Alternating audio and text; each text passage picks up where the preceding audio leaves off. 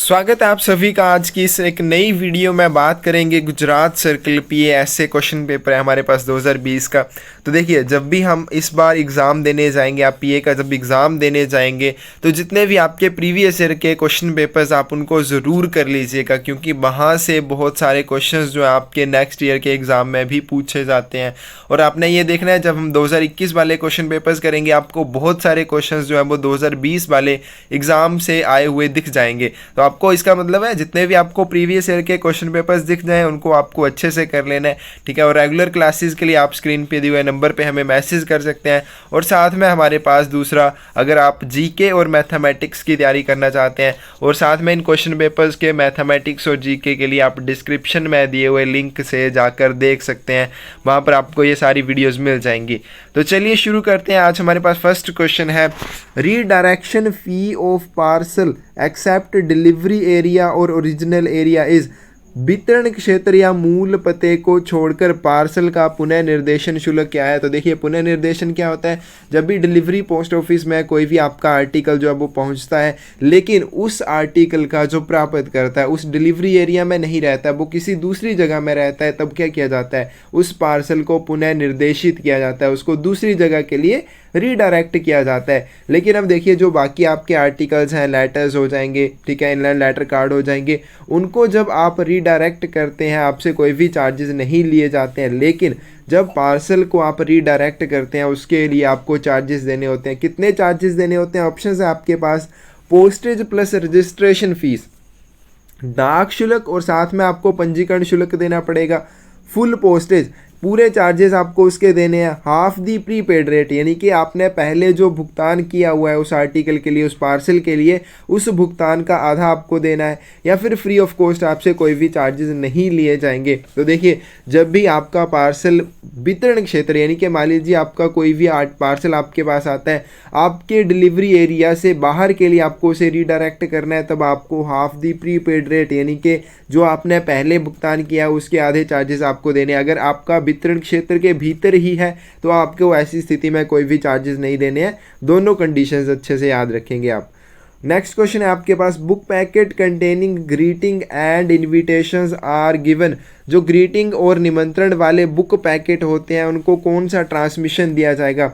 Options है आपके पास, transmission as applicable to second class mails, द्वितीय श्रेणी की मेल को दिया जाने वाला ट्रांसमिशन, यानी कि जो द्वितीय श्रेणी की डाक को ट्रांसमिशन दिया जाता है वो दिया जाएगा। Transmission as applicable to first class mail, प्रथम श्रेणी की मेल को दिया जाने वाला ट्रांसमिशन उसे दिया जाएगा। Surface transmission only with first class mail, प्रथम श्रेणी की डाक के साथ सिर्फ भूतल यानी कि सरफेस ट्रांसमिशन दिया जाएगा। नन ऑफ दीज, इनमें से कोई भी नहीं। तो इस क्वेश्चन का जो करेक्ट आंसर होगा वो होगा आपके पास सी, प्रथम श्रेणी डाक के साथ इसको सरफेस ट्रांसमिशन दिया जाएगा।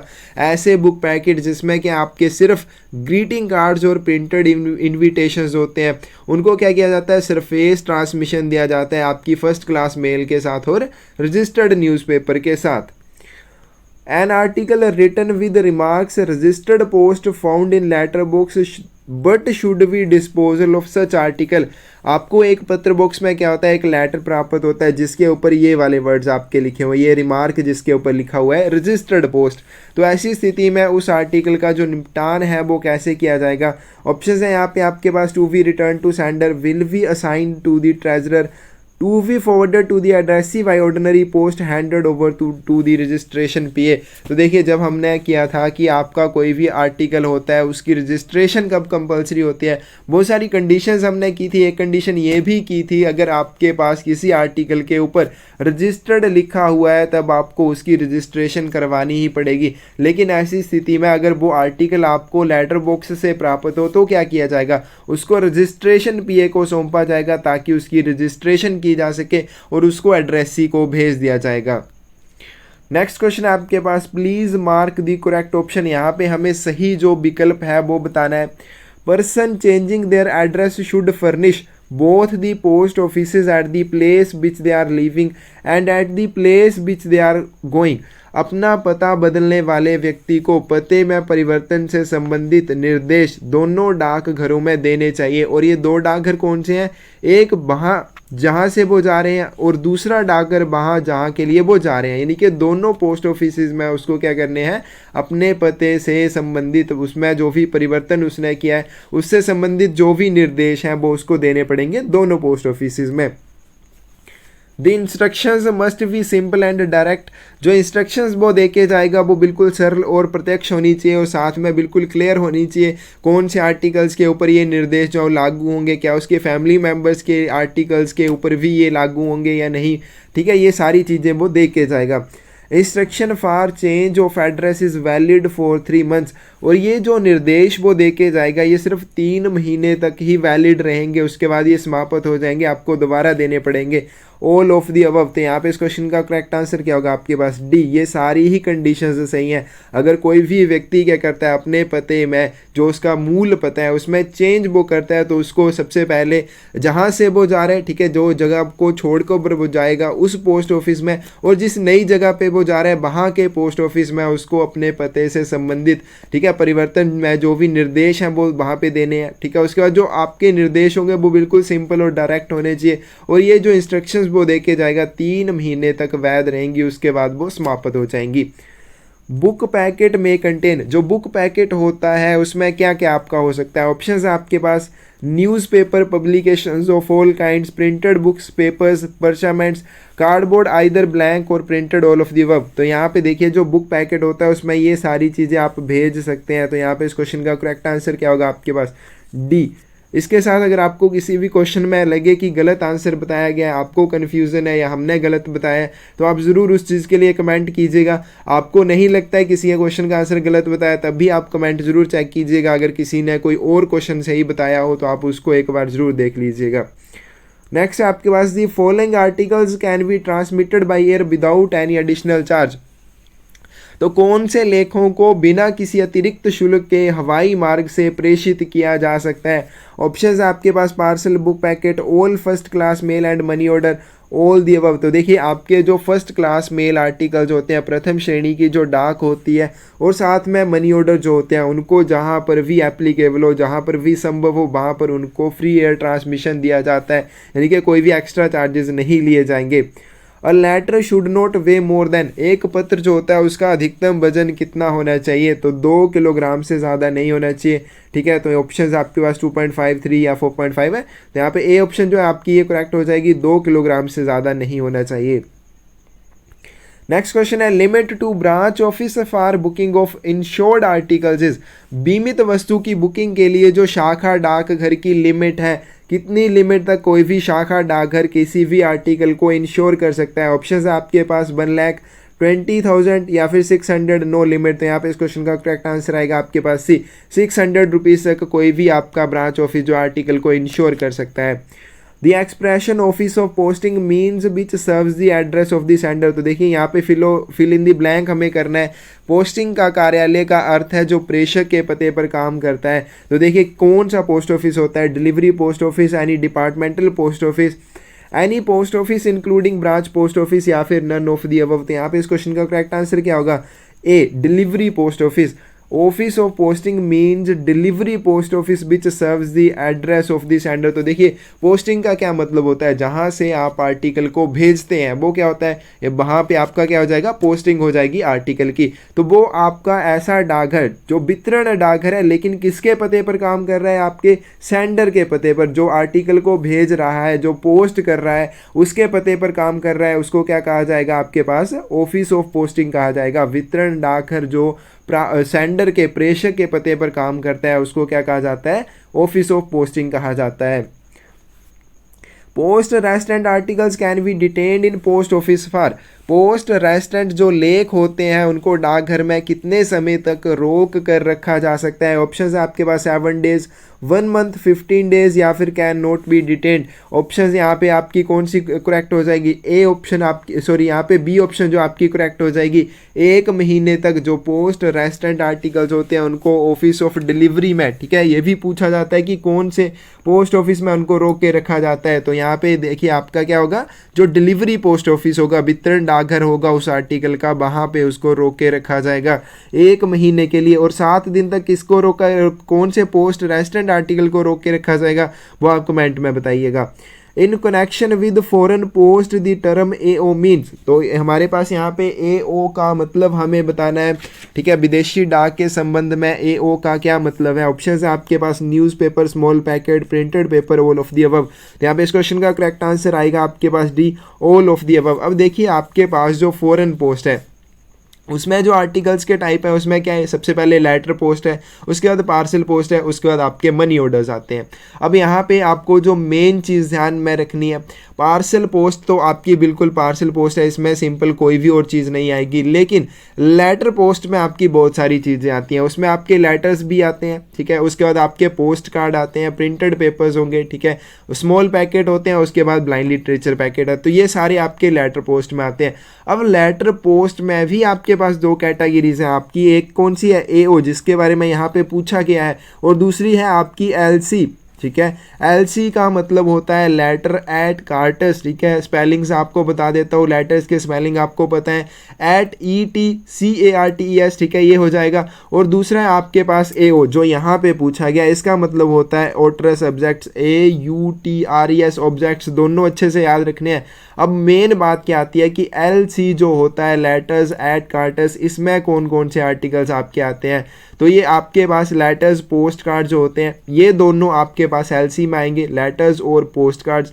और बाकी जितने भी बच जाएंगे प्रिंटेड पेपर जिसमें आपके बुक्स और रजिस्टर्ड न्यूज़पेपर भी आते हैं, ठीक है, और small packets, literature for blind, तो ये सारे आपके ऑटरस सब्जेक्ट्स में आते हैं जो यहाँ पे आपके पास दिए हुए हैं। न्यूज़पेपर, स्मॉल पैकेट और प्रिंटेड पेपर्स, ये आपके किसमें आएंगे, ऑटरस सब्जेक्ट्स में। तो ये इंपॉर्टेंट है आपका, ठीक है। पार्सल पोस्ट में सिंपल आपका पार्सल आएगा, इसमें कोई और आप ऐड नहीं करेंगे, ना ही होगा। और मनी ऑर्डर्स भी आपका सिंपल है, वो मनी ऑर्डर ही उसमें इंक्लूड होंगे, लेकिन लेटर्स में ये सारी चीज़ें आपकी आएंगी। तो यहाँ पे इस क्वेश्चन का करेक्ट आंसर क्या होगा आपके पास, डी। नेक्स्ट क्वेश्चन है आपके पास, APPU stands for Asian Pacific postal union, इसकी फुल फॉर्म होती है। बोनस का क्वेश्चन है, बार बार एग्जाम में पूछा जाता है और बहुत ही आसान सा क्वेश्चन है।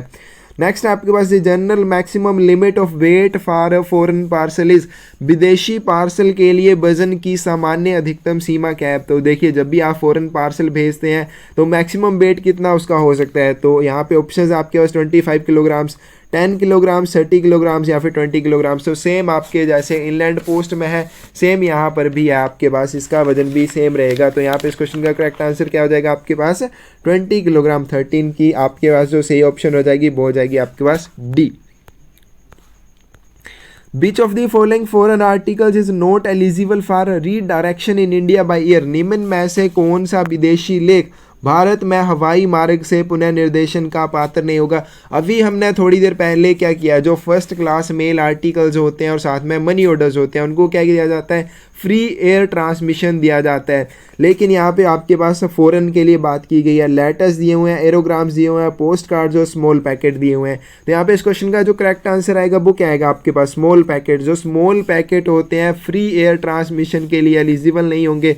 लेटर्स, पोस्ट कार्ड्स और एरोग्राम जो हैं, इन तीनों को फ्री एयर ट्रांसमिशन दिया जाएगा जहां पर भी ज़रूरी हो। What is maximum weight of an aerogram, ठीक है, जो एरोग्राम होता है उसका अधिकतम वजन कितना हो सकता है। ऑप्शन आपके पास 2 ग्राम, 3 ग्राम, 10 या फिर इनमें से कोई भी नहीं। तो यहाँ पे इस क्वेश्चन का जो करेक्ट आंसर आएगा वो आएगा आपके पास बी, 3 ग्राम हो सकता है।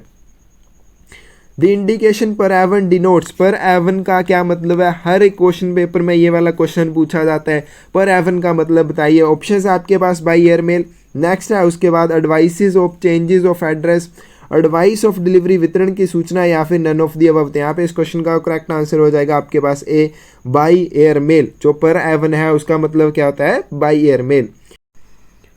नेक्स्ट क्वेश्चन है आपके पास, insured value of foreign parcels should be noted on dispatch note in.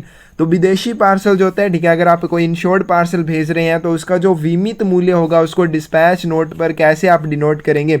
Options आपके पास figures, words, both figures and words, either figures और वर्ड्स। तो यहाँ पे इस क्वेश्चन का करेक्ट आंसर आपके पास हो जाएगा सी, बोथ फिगर्स एंड वर्ड्स। तो इसको आप रोमन वर्ड्स और अरबिक न्यूमेरियल्स में डिनोट करते हैं, ध्यान में रखना है। What is meaning of COD parcels in foreign parcel category, विदेशी पार्सल श्रेणी में COD पार्सल का क्या अर्थ है। ऑप्शन है आपके पास core of detection parcel, cash on delivery parcel, charges on delivery parcel या फिर नन ऑफ दी अबव। तो यहाँ पे इस क्वेश्चन का करेक्ट आंसर क्या हो जाएगा, सेम जैसे इनलैंड में होता है कैश ऑन डिलीवरी पार्सल जो होता है सेम आपका यहाँ पे भी वही रहेगा। नेक्स्ट क्वेश्चन है but are categories of foreign postal articles, विदेशी डाक लेखों की कौन कौन सी श्रेणियां हैं। ऑप्शंस है आपके पास letter post and parcel post, airmail and seamail, registered post and insured post या फिर ऑल ऑफ दी अबव। यहाँ पे इस क्वेश्चन का जो करेक्ट आंसर आएगा वो आएगा आपके पास ए। जो आपके फॉरेन पोस्टल आर्टिकल्स हैं उनकी जो कैटेगरीज हैं वो कौन कौन सी है, लेटर पोस्ट है और दूसरी है पार्सल पोस्ट। हमने अभी थोड़ी देर पहले ही किया था, आपके लेटर पोस्ट में कौन कौन से आएंगे और पार्सल पोस्ट में तो सिर्फ आपका पार्सल ही आएगा। नेक्स्ट क्वेश्चन है आपके पास AD means in context of foreign post. तो हम एक्नोलेजमेंट की अगर बात करें, एडी की बात करें जब इनलैंड पोस्ट में करते हैं तो उसका मतलब क्या होता है, एक्नोलेजमेंट। लेकिन जब फॉरेन पोस्ट की बात करें तो इसका क्या मतलब होता है। ऑप्शंस आपके पास additional due, actual delivery, advice of delivery या फिर नन ऑफ दीज। तो यहाँ पे इस क्वेश्चन का जो करेक्ट आंसर आएगा ये आएगा आपके पास सी, एडवाइस ऑफ डिलीवरी, वितरण की सूचना। IT modernization project 2012 is being implemented by department through different segments।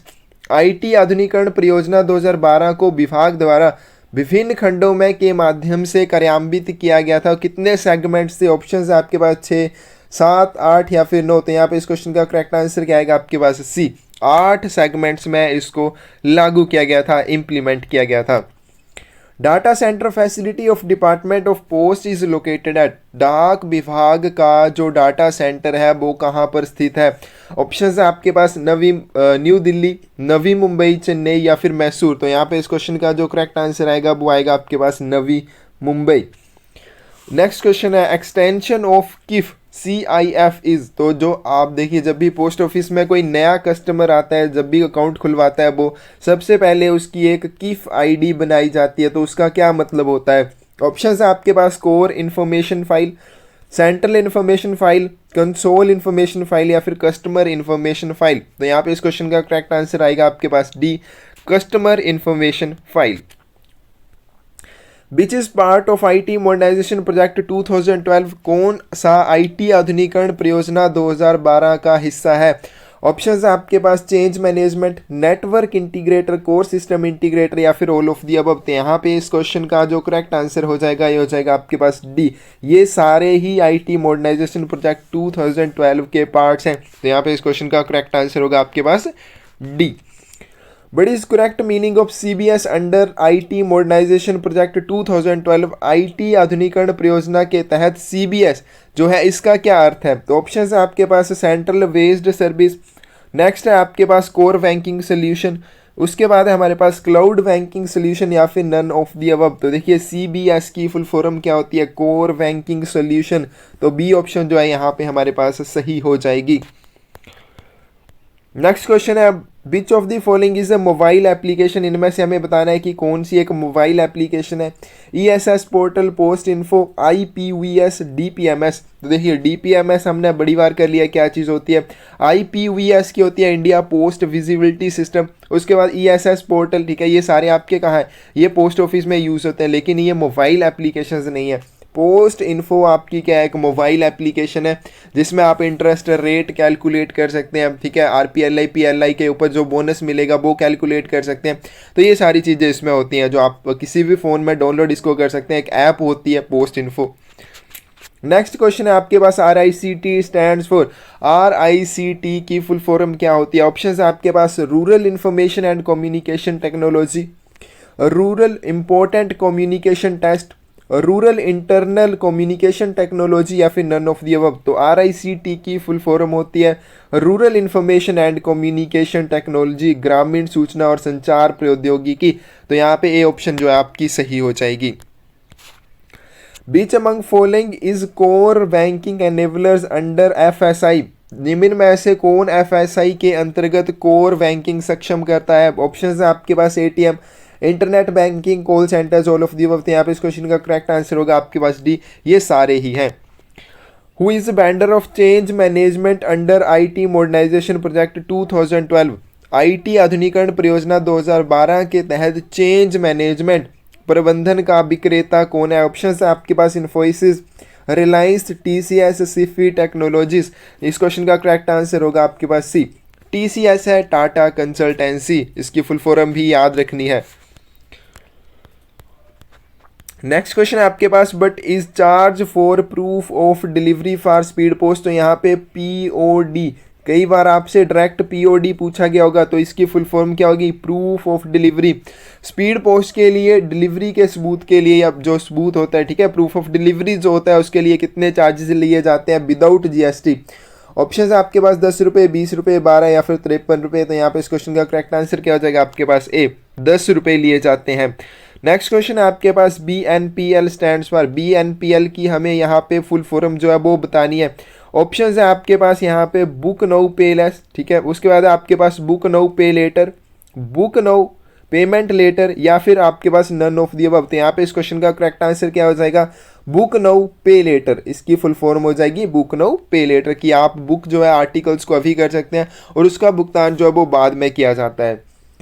How many maximum depositors are allowed in joint B account of monthly income scheme, MIS, मासिक आय योजना के संयुक्त बी खाते में, यानी कि जॉइंट बी अकाउंट जो होता है उसमें अधिकतम कितने जमाकर्ताओं की अनुमति है। ऑप्शन आपके पास 1, 3, 2 या फिर 4। तो यहाँ पे इस क्वेश्चन का करेक्ट आंसर क्या हो जाएगा आपके पास, बी, 3 आप मैक्सिमम इसमें जॉइंट होल्डर हो सकते हैं। तो यहाँ पे जो बी ऑप्शन है ये करेक्ट हो जाएगी।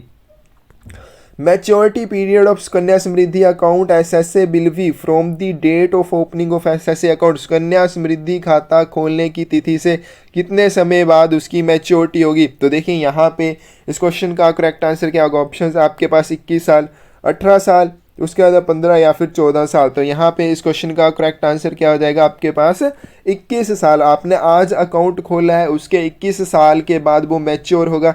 उसमें आप डिपॉजिट कितने समय तक कर सकते हैं। आज अकाउंट अगर खोला है, आज से लेके 14 साल तक उस अकाउंट में डिपॉजिट किया जा सकता है। मैच्योरिटी कब होगी उसकी, 21 ईयर्स के बाद।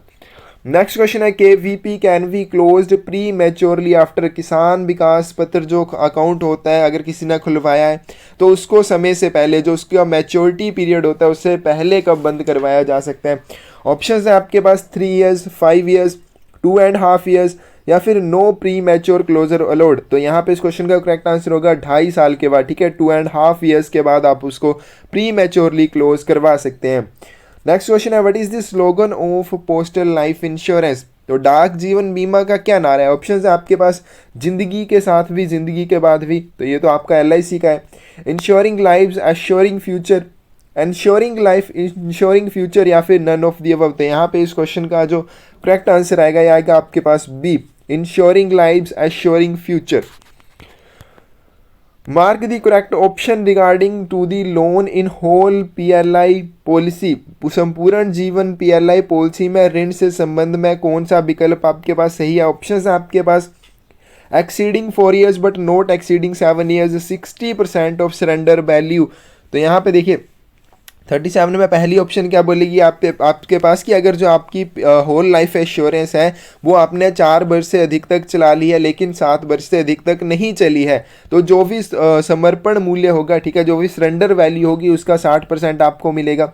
नेक्स्ट आपके पास exceeding 12 years, 90% of surrender value. अगर आपका जो अकाउंट है, आपकी जो इंश्योरेंस है वो 12 साल से अधिक तक चल गई है तो उसमें आपको समर्पण वैल्यू का, सरेंडर वैल्यू का 90% मिल जाएगा। Exceeding 7 years but not exceeding 12 years, 80% of surrender value. अगर 7 वर्ष से अधिक और 12 वर्ष से कम तक चली है तो 80% मिलेगा आपको सरेंडर वैल्यू का। All of the above. यहाँ पे इस क्वेश्चन का करेक्ट आंसर क्या होगा आपके पास, डी। ये सारी ही ऑप्शंस आपकी सही हैं। If the remitter wants to change the name of payee after booking of EMO, यदि प्रेषक जो है, जो आपका मनी ऑर्डर को भेजने वाला है, अगर वो EMO की बुकिंग के बाद प्राप्तकर्ता का नाम बदलना चाहता है तो कितने चार्जेस उससे लिए जाएंगे। तो देखिए सबसे पहले यहाँ पे 2 कंडीशंस होती हैं। एक तो अगर वो एड्रेस उसका चेंज करना चाहता है या फिर वो एड्रेसी को चेंज करना चाहता है। तो देखिए एड्रेसी को अगर चेंज करना है तब कितने चार्जेस लगेंगे, कितना कमीशन लगेगा। अगर वो एड्रेस चेंज करना चाहता है तब कितना कमीशन लगेगा। ऑप्शन है आपके पास no fee will be charge, कोई उससे चार्जेस नहीं लिए जाएंगे। Half of the first commission will be charge, पहले कमीशन का आधा शुल्क लिया जाएगा। Second commission equal to first commission will be charge, ठीक है, दूसरा कमीशन लिया जाएगा जो पहले कमीशन के बराबर होगा।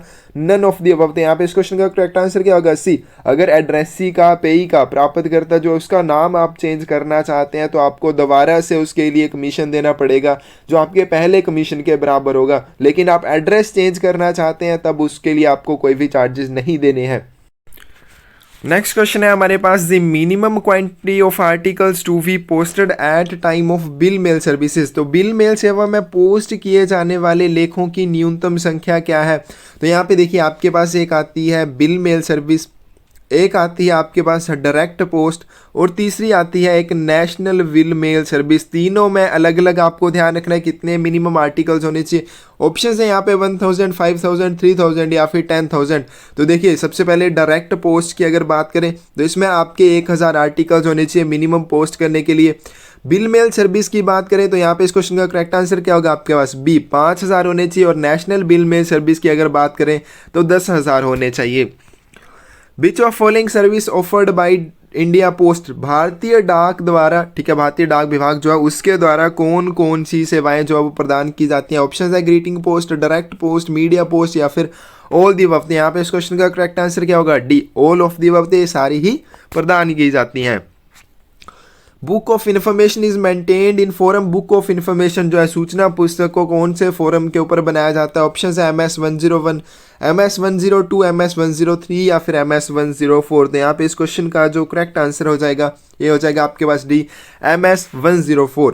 Book of addresses instruction is kept by, जो प्राप्तकर्ता के निर्देशों की पुस्तक होती है उसको कौन रखता है? तो इस क्वेश्चन में थोड़ा सा कंफ्यूजन है, ठीक है, डिपॉजिट क्लर्क होगा या डिलीवरी क्लर्क होगा, इन दोनों में से एक होगा। अगर आपको पता है आप कमेंट जरूर कीजिएगा। Laxity on part of a village postman should be reported to, ग्रामीण डाकिये की लापरवाही की रिपोर्ट किसे करनी चाहिए? ऑप्शन है आपके पास, यानी कि जो ग्रामीण डाकिया होता है, GDS होता है, जैसे आप सभी होंगे, तो अगर आप लापरवाही करते हैं तो आपकी रिपोर्ट किसको की जाएगी? सुपरिटेंडेंट को, ठीक है, या फिर सब डिविजनल इंस्पेक्टर को, विलेज पोस्टमैन को, या फिर ऑल दी अबव। यहाँ पे इस क्वेश्चन का जो करेक्ट आंसर आ जाएगा वो क्या आएगा आपके पास? सब डिविजनल इंस्पेक्टर जो होता है आपका उसे की जाएगी। A senior citizen saving scheme account can be open jointly with, एक वरिष्ठ नागरिक बचत योजना खाता संयुक्त रूप से किसके साथ खोला जा सकता है? स्पाउस ओनली, फादर, ब्रदर या फिर मदर। तो यहाँ पे इस क्वेश्चन का जो करेक्ट आंसर आएगा ये आएगा ए, ठीक है, केवल जीवन साथी के साथ, हस्बैंड और वाइफ दोनों आपस में मिलकर ही खुलवा सकते हैं।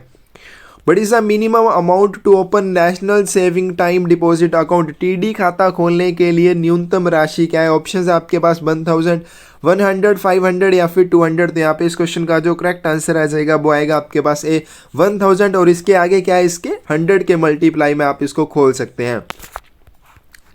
The daily report should be written by head sorting assistant from of the set, प्रधान छंटाई सहायक जो होता है सेट की कौन सी चीज से दैनिक रिपोर्ट जो है उसको तैयार करता है, लिखता है? ऑप्शन है आपके पास order book, error book, notes या फिर रफ नोटबुक। तो यहाँ पे इस क्वेश्चन का जो करेक्ट आंसर आएगा रफ नोटबुक। 46 की जो सही ऑप्शन हो जाएगी ये क्या होगी आपके पास?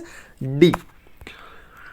नेक्स्ट क्वेश्चन है, empty bags remaining over from the previous trips और spells of duty are required to be sent to, पिछली यात्राओं या ड्यूटी के स्पेल्स से बचे हुए खाली बैगों को निम्न में से किसके पते पर भेजना चाहिए? ऑप्शन है unit bag office, district bag office, circle bag office या फिर आइदर ए और बी, यूनिट बैग ऑफिस या फिर डिस्ट्रिक्ट बैग ऑफिस में से किसी को भी भेजे जा सकते हैं। तो यहाँ पे इस क्वेश्चन का करेक्ट आंसर हो जाएगा डी, आइदर ए और बी, दोनों में से किसी को भी भेजा जा सकता है। B orders are copied into, जो बी ऑर्डर होते हैं उनको कहाँ पर कॉपी किया जाता है? ऑप्शन है आपके पास order book, guidance book, post mark book या फिर नन ऑफ दी अबव। यहाँ पे इस क्वेश्चन का जो सही आंसर होगा बी। अब देखिए जो बी ऑर्डर होते हैं किस चीज़ के लिए होते हैं? जो आपके पास सबऑर्डिनेट और एम्प्लॉइज होते हैं उनके निर्देश के लिए या उनकी गाइडेंस के लिए होते हैं, तो इनको गाइडेंस बुक में कॉपी किया जाता है। तो यहाँ पे इस क्वेश्चन का करेक्ट आंसर हो जाएगा B.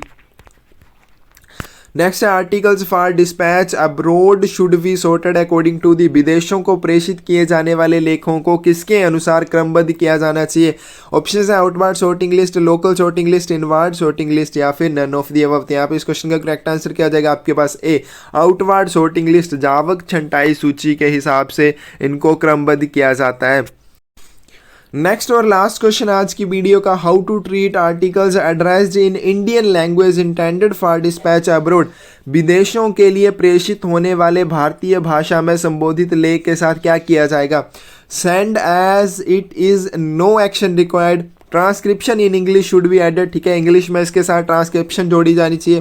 Transcription in French should be added, या फिर नन ऑफ दी अबव। तो यहाँ पे इस क्वेश्चन का जो करेक्ट आंसर हो जाएगा ये हो जाएगा हमारे पास B, transcription in English should be added. इसमें इंग्लिश में ट्रांसक्रिप्शन आपको जोड़नी है, तो बी ऑप्शन जो है यहाँ पे करेक्ट हो जाएगी, ठीक है।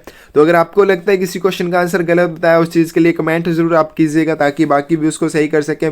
और अगर ऐसा नहीं लगता है तब भी आप कमेंट जरूर चेक कीजिएगा ताकि अगर कोई और कोई सी क्वेश्चन का सही आंसर बताए तो आपको भी वो पता चल सके। और साथ में रेगुलर क्लासेस के लिए आप स्क्रीन पे दिए हुए नंबर पे हमारे साथ मैसेज करके जुड़ सकते हैं। और साथ में मैथमेटिक्स और जीके के लिए डिस्क्रिप्शन में आपको लिंक मिल जाएगा, ठीक है, क्योंकि हमारे पास पीए के क्वेश्चन पेपर में आपको भी पता है 100 क्वेश्चंस होते हैं जिसमें मैथमेटिक्स, जीके, रीजनिंग हर एक चीज़ होती है।